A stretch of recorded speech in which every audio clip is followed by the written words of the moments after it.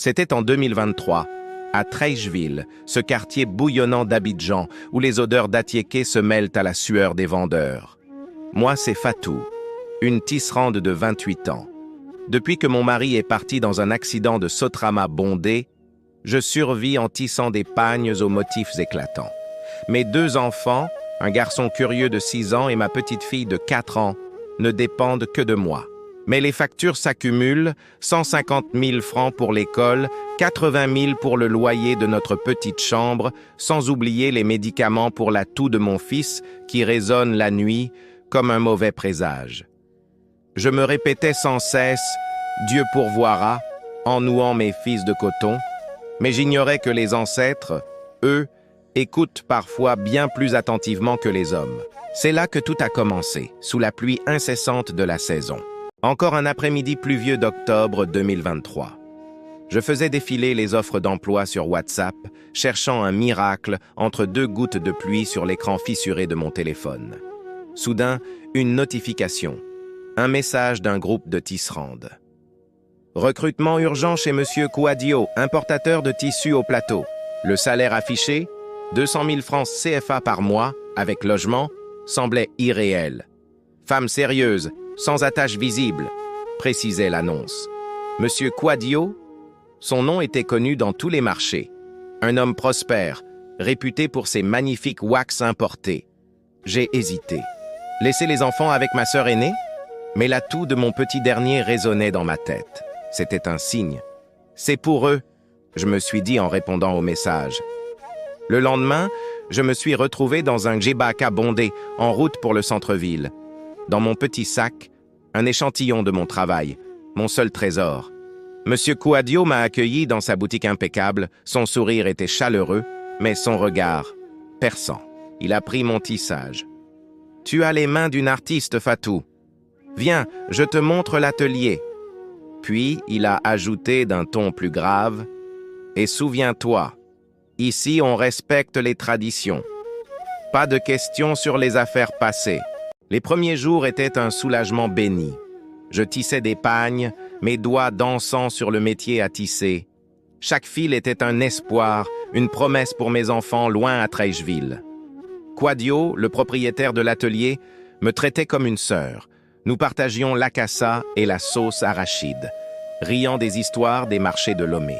L'argent que j'envoyais via Orange Money réparait leur toit. Et leur sourire sur l'écran du téléphone réchauffait mon cœur.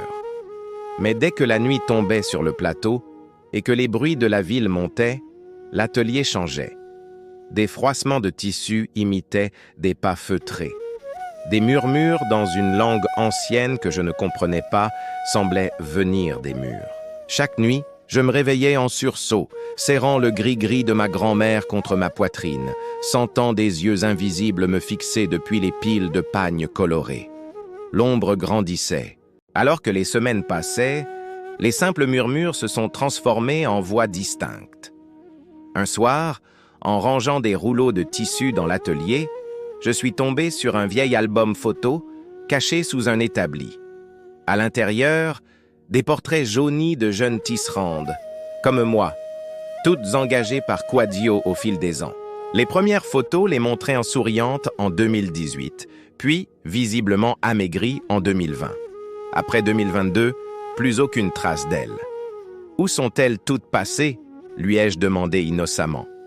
Kouadio a blêmi, son boubou semblant soudain trop étroit. Elles sont retournées au village. Des mariages arrangés. Ne pose pas de questions, Fatou. Les esprits n'aiment pas les curieux. Cette nuit-là, les froissements de tissu se sont mués en pleurs étouffés. J'ai appelé ma sœur paniquée. J'ai vu des ombres dans les pagnes comme des femmes piégées. Le lendemain, une femme au marché m'a averti. « Méfie-toi de Kouadio.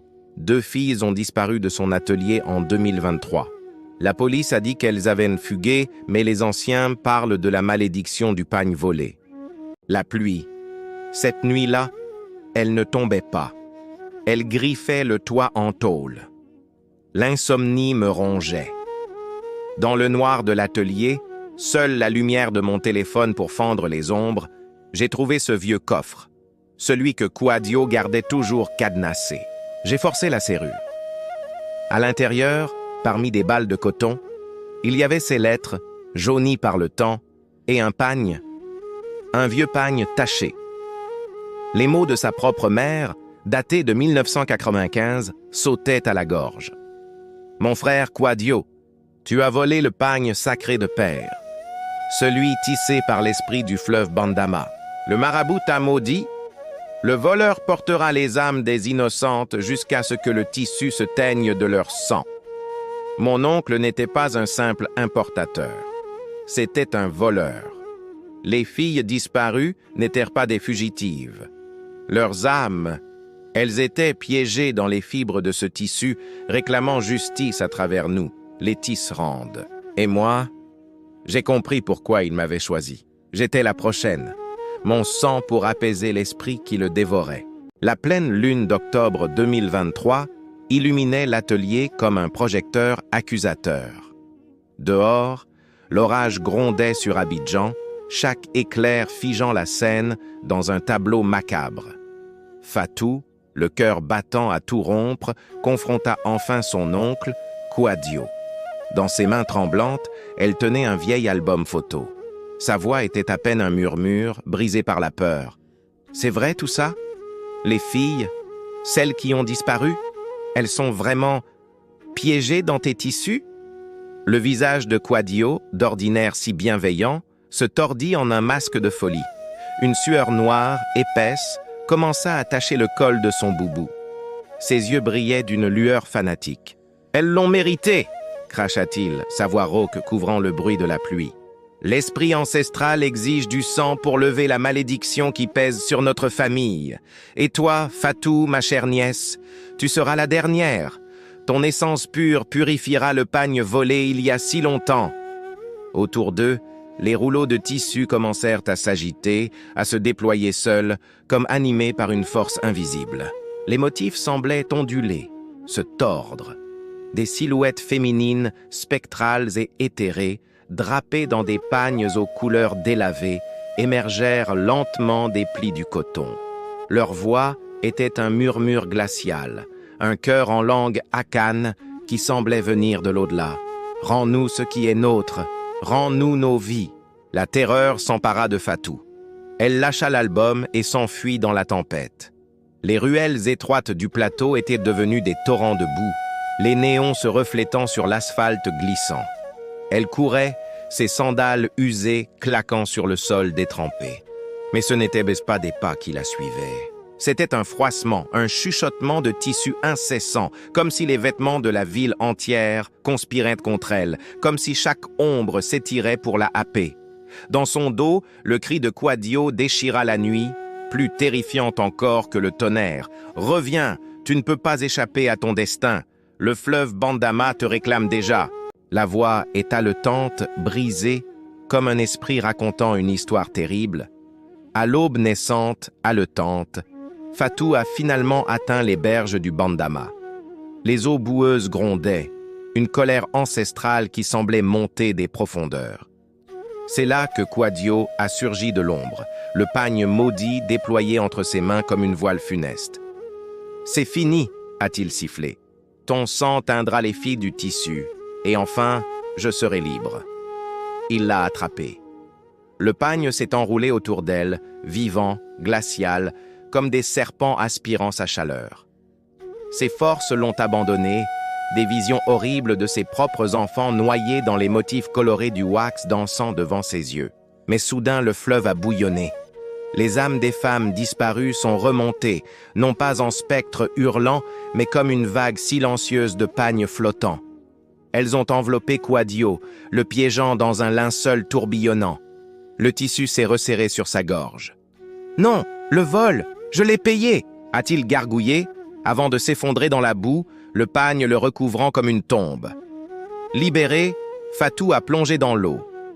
Dans ce cauchemar liquide, des mains éthérées l'ont guidé vers l'autre rive, l'aube la déposa sur la berge, trempée et ébranlée, le fleuve vomissant son secret en vaguelettes calmes.